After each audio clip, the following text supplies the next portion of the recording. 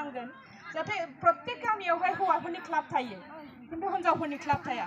तो बे क्लाब गामिनि क्लाबनि मेम्बार्सफ्रा जुदि सिनियर्सआ दायित्व लायो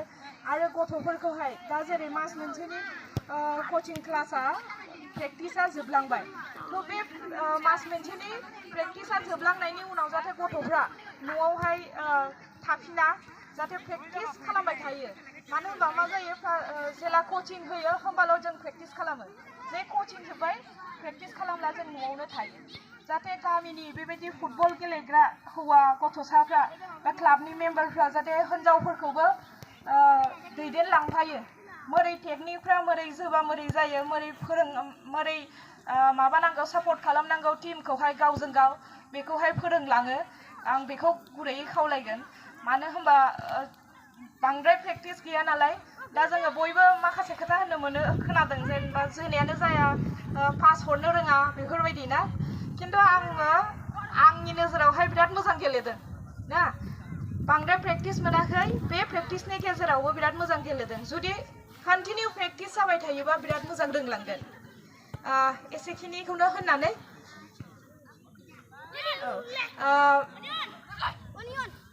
दा आङो नेरसोननि बागैहाय बुंनाय जायाखैमोन सारा एसे बुंनो थिनदों नेरसोनखौ हयथ' बांसिनानो मिन्थियोबो जानो हागौ आरो खायसेया मिन्थियाबो जानो हागौ नेरसोन north east research and social work networking जोङो जोंनि आफादा 2004 गायसनजादों दा 2004 गायसनजानानै डिसेम्बरावहाय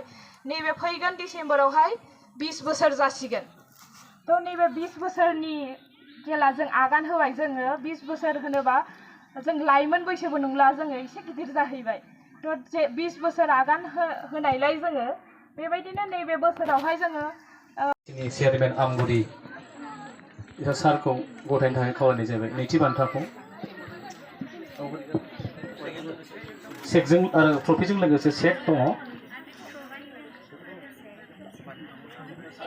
चेकखौ गथायनो थाखाय सारखौ खावलायनाय जाहैबाय ट्रफिखौ सारा गथायदो